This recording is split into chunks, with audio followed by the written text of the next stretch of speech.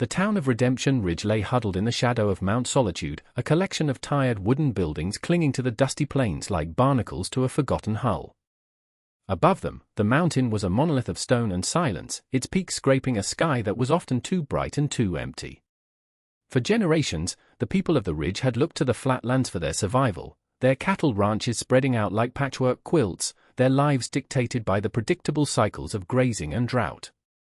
The mountain was simply a landmark, a colossal, unchangeable backdrop to their existence. That was, until Ansel began his ascent. He was an old rancher, a man whose face was a roadmap of sun and sorrow, his hands gnarled but steady. Since his wife Martha had passed, a quietness had settled over him that seemed to deepen with each passing season. He'd sold off most of his herd, left his ranch house to the dust and the spiders, and began a new, peculiar ritual. Every morning, just as the sun's first light touched the highest crags of Solitude, Ansel would load his single-pack mule with tools, shovels, picks, empty burlap sacks, and begin the long, winding trek up the mountain's flank. The town watched. They saw him disappear into the scrub and rock, a small, determined figure shrinking against the vastness of the stone. They saw him return at dusk, weary and covered in dirt, his mule now laden with rocks and debris. They whispered in the general store, their curiosity curdling into judgment. He was a man hollowed out by grief, they concluded, his mind cracked by solitude. He was digging his own grave up on that barren peak, or perhaps, just digging for digging's sake, a man trying to exhaust his body to quiet his mind. They saw only the strange, pointless labor, not the blueprint taking shape in the silence. Ansel's work was not born of madness, but of meticulous observation. For years, while riding the range, he had studied the mountain not as a single mass, but as a complex system of shadows, contours, and hidden life. He had noticed how the snow lingered longer in certain crevices and how, on the southern face, a particular bowl-shaped depression seemed to hold the sun's warmth long after the surrounding slopes had grown cold. It was here, a place no one ever bothered to climb to, that he focused his efforts. This was to be his sanctuary, his secret garden in the sky. The labor was immense, a testament to a will forged in a lifetime of hardship. He began by carving terraces into the steep incline of the basin, creating level platforms of earth where nothing but scree and stubborn weeds had been before. He built low retaining walls from the very stones he excavated, each one placed with the patient precision of a stonemason. These walls were not merely for support, they were part of the design, dark, heat-absorbing anchors in his mountain refuge. Day after day, he descended the mountain not just with debris, but with empty sacks he would fill with rich, dark soil from a hidden riverbend miles away. He would then haul the heavy soil back up the punishing trail, his aging muscles screaming in protest, his mule groaning under the strain. He was moving a meadow, one sack at a time, from the valley to the sky. He dug into the back wall of the basin, carving out a low, deep shelter that was more cave than barn, its earthen roof providing insulation against the coming cold. Here, he brought his last 2 cows and a small flock of chickens, their nervous clucking and soft lowing sounding alien in the high-altitude silence. He wasn't just building a farm, he was creating an ecosystem, a self-contained world hidden from the eyes of the valley below. Down in Redemption Ridge, Ansel's project had become a source of grim amusement and pity. Inside the cool, dim interior of Davy's general store, the talk was of drought, cattle prices, and the old man who had lost his way. "It's been 6 months," Mr. Davies himself would say, leaning on his counter while weighing out beans for a customer. "Every single day, up and down that mountain. A man his age ought to be resting, not trying to wrestle a garden from solid rock." Frank, a young rancher with a pragmatic mind and little patience for sentiment, would often scoff. "It's a fool's errand. There's no water up there to speak of, and the first frost of September will kill whatever he manages to sprout. He's pouring his last years into a pile of dirt that won't even give him a single potato for his trouble." The sentiment was shared by most. They saw his dusty, abandoned ranch house as proof of his decline. The fences were sagging, the porch collecting tumbleweeds. It was the picture of a life given up. Only Dr. Alastair, the town's physician, watched Ansel's strange pilgrimage with a different kind of concern. He saw not madness, but a profound and desperate purpose. One afternoon, he rode out to the old ranch, finding it just as the others described. He felt a pang of worry for his old friend, isolated by his grief and now by his incomprehensible obsession. When Ansel came to town for salt, flour, or new pickaxe handles, the whispers would follow him down the main street. He moved through the noise with a placid indifference, his blue eyes calm and distant. When asked directly what he was doing, his answers were brief and cryptic. "Just a bit of work," he would say, his voice raspy from disuse. Keeping busy, his quiet dignity offered no purchase for their ridicule, leaving them to their assumptions while he continued his singular, solitary mission, his gaze fixed on the peak that held his secret. What the townspeople saw as barren rock, Ansel saw as an engine. His design was a quiet defiance of the high desert's harsh logic, built on principles he had spent a lifetime observing. The problem of water, which Frank had so confidently dismissed, had been solved with patience. Ansel had located a minuscule, hidden spring high above his basin, a slow, steady seep of meltwater filtering through the rock. It was little more than a damp patch on the stone, but it was constant. Over weeks, he had dug a narrow, winding channel, lining it with clay he'd harvested and baked in the sun until it was nearly waterproof. This tiny aqueduct guided the precious trickle down to his terraces, allowing him to water his crops with a slow, deep soaking that encouraged strong roots. The warmth was the true genius of his location. The south-facing bowl was a natural amphitheater for the sun. From dawn till dusk, it soaked in solar heat. The dark stone walls of the terraces acted as thermal batteries, absorbing the intense radiation all day and then slowly releasing it back into the soil throughout the cold, clear nights. This created a unique microclimate, a pocket of temperate air that held off the worst of the alpine frosts, extending his growing season by precious weeks. The soil itself was a carefully crafted blend. The riverbed dirt was his base, but he enriched it daily with manure from his cows and chickens, turning it over and over until it was a dark, crumbly loam, teeming with life. He had, in essence, created a closed loop of fertility. The cows ate the mountain grasses he cut for them, the chickens ate scraps and insects, and their waste fed the earth that would, in turn, feed them all. Into this perfect soil, he planted his chosen crops, hardy strains of cabbage that thrived in the cool air, rows of potatoes and carrots that would grow safely underground, and a special, cold-tolerant lettuce he had sourced from a trader years ago, its seed saved for just such an opportunity. He was not merely farming, he was conducting a symphony of earth, sun, and water. As autumn began to paint the lower plains in shades of ochre and rust, a palpable tension settled over the region. The air grew thin and sharp, carrying a premonition of a winter that would be harder than most.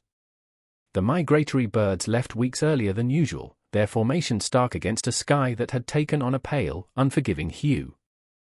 The old-timers in Redemption Ridge saw the signs and muttered grimly amongst themselves, recalling tales of the long winter from their childhoods. A shipment of flour and dried goods, expected before the passes became treacherous, was reported delayed, then cancelled altogether as an unseasonably early blizzard choked the high mountain routes to the east. A quiet, gnawing anxiety began to replace the town's usual gruff optimism. At Davy's general store, the shelves were looking sparse. Frank complained that the grazing was poor, his cattle thin and restless. A sense of vulnerability crept into the town's consciousness. Up on Mount Solitude, Ansel felt the change in the air not with anxiety, but with a focused urgency. He worked from before sunrise to after sunset, his movements economical and precise.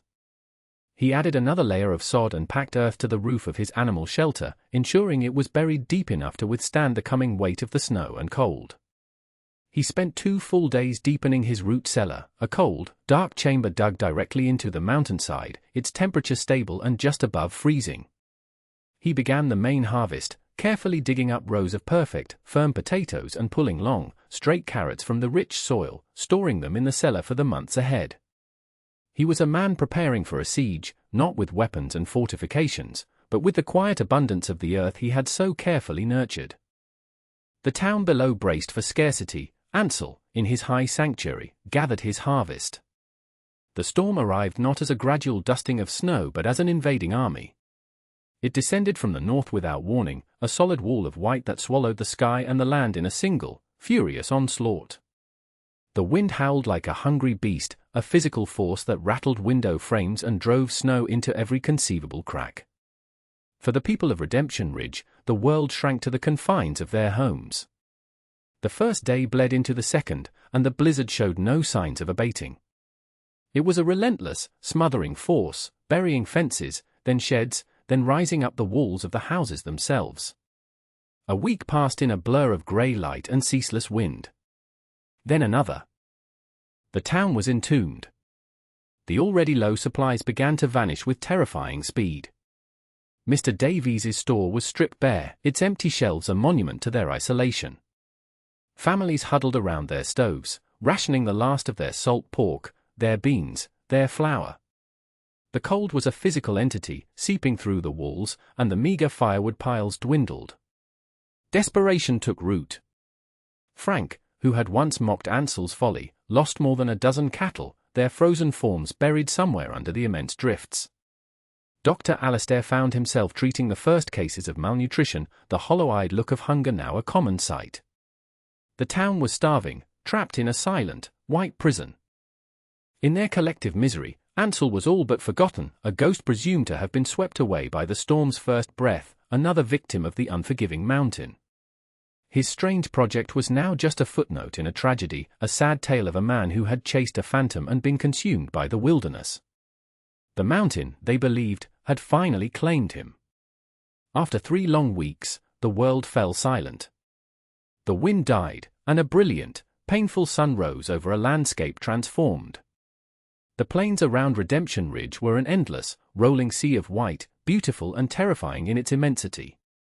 It was on the second day of this blinding calm that a figure appeared on the lower slopes of Mount Solitude. It was a dark speck against the snow, moving with a slow, deliberate pace. As it drew closer, the townspeople who had ventured out to dig tunnels between their homes watched in stunned silence. It was Ansel. He was not a ghost, nor was he a broken survivor. He looked weathered, his beard frosted with ice, but his steps were steady. He led his pack mule, which was not empty but heavily laden with bulging burlap sacks and wooden crates. He did not turn toward his old, snow-swamped ranch. Instead, he walked directly into the center of town, stopping near the cold steps of the general store. A small, shivering crowd gathered around him, their faces a mixture of shock and disbelief. Without a word, Ansel began to unload his mule. He untied the knot on the first sack and tipped it slightly. A cascade of firm, earth-dusted potatoes rolled onto the blanket he'd laid on the snow. He opened another, revealing crisp, green-white cabbages, their leaves miraculously untouched by the frost. From a third sack came carrots, their orange hue a shocking splash of color in the monochrome world. He carefully lifted the lids from 2 crates, showing them dozens of brown eggs nestled securely in straw. Finally, he unstrapped 2 large pails, their contents sloshing softly. It was milk, still liquid, kept from freezing by thick wool wrappings. In the dead of a famine winter, surrounded by a frozen world, Ansel had brought a harvest. The townspeople stared, their minds struggling to reconcile the sight before them with the reality of their own empty larders. The scent of fresh earth from the potatoes, the vibrant color of the carrots, it was an impossible dream made real. Frank was the first to move. He stumbled forward, his own hunger and the loss of his herd having stripped him of all his former arrogance. He stopped before Ansel, his gaze dropping from the old man's face to the impossible bounty on the snow. He opened his mouth to speak, but no words came. There was only shame, and a dawning, overwhelming sense of awe. Mr. Davies emerged from his barren store, his coat pulled tight against the cold, his face gaunt. "Ansel," he whispered, his voice cracking. "How? In God's name, how is this possible?" Ansel looked at the faces around him, gaunt, weary, and humbled. There was no trace of triumph in his expression, no hint of "I told you so." He simply met Davies's gaze and gave the only answer that mattered. "The mountain provides," he said, his voice quiet but clear. "If you listen to it," he then knelt, his old joints protesting, and began to divide the food into portions. He explained calmly that there was enough for 12 families to have a meaningful supplement, enough to stave off the worst of the hunger until a thaw might come. He asked for nothing in return. He wasn't a savior dispensing miracles, he was a neighbor sharing his provisions. Dr. Alastair, who had been watching from the edge of the crowd, stepped forward, a look of profound respect on his face. He placed a hand on Ansel's shoulder. "Let me help you, my friend," he said, and together they began the orderly distribution of the food, turning a moment of shock into one of quiet, desperate gratitude. As dusk began to cast long, blue shadows across the snow, Ansel made the return journey to his sanctuary. The narrative follows him, ascending back into the silence of the high mountain, leaving the stunned and grateful town behind. The contrast between the two worlds was absolute. Below, Redemption Ridge was a fragile outpost of humanity, shivering in the grip of a brutal winter. Here, on Ansel's hidden terrace, was a pocket of impossible life. The entrance to his animal shelter was a dark opening in a massive snowdrift, but inside, it was warm and alive. The body heat of the 2 cows and the small flock of chickens, contained within the thick earthen walls, kept the space at a stable, life-sustaining temperature. The animals were calm, well-fed on the dried grasses Ansel had harvested and stored in the fall. He checked his root cellar, the heavy stone door opening into a cold, dark space that smelled of damp earth and life. The bulk of his harvest was here, rows of potatoes, carrots, and turnips safe from the frost, a silent promise of survival for the weeks to come. He even had a small cold frame, a low box with a sturdy, translucent animal hide cover, protecting a patch of his hardiest lettuce. It was frozen solid now, but the plants were dormant, not dead, ready to revive with the first hint of a true thaw. He lit his small, efficient stove with a few pieces of wood, the warmth spreading through his tiny dugout living space. He sat on a simple stool, looking out through a small opening over the vast, white expanse. He thought of Martha, of the promise he'd made to her memory, not with words, but with action. He would not just endure, he would create. This farm was not an act of defiance against the world, but an act of devotion to the life they had shared. It was about honoring her by choosing to cultivate hope in the most desolate of places. The great blizzard of that year eventually broke, and spring returned to the high desert, but the memory of the long winter remained etched into the soul of Redemption Ridge. Ansel's mountain farm, once a symbol of a grieving man's folly, became a local legend, a testament to a wisdom they had been too blind to see. He continued to live up on his high terrace, descending only when necessary, but he was no longer an outcast.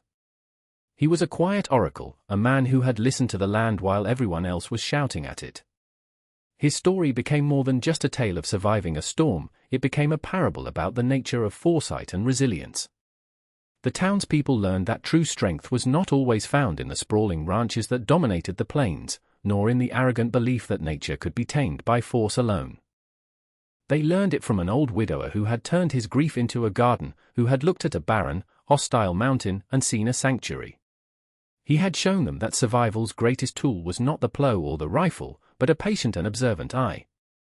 The most profound lesson was not in the potatoes and carrots he provided, but in the method itself.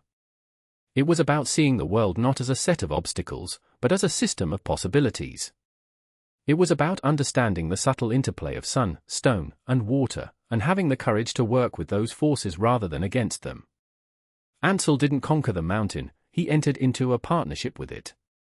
He taught them that the most fertile ground is often found where no one else thinks to look, and that the greatest security comes not from bracing for the inevitable storm, but from building a quiet, thoughtful shelter in the heart of the challenge itself, proving that life's most enduring harvests are often cultivated on the very edge of the impossible.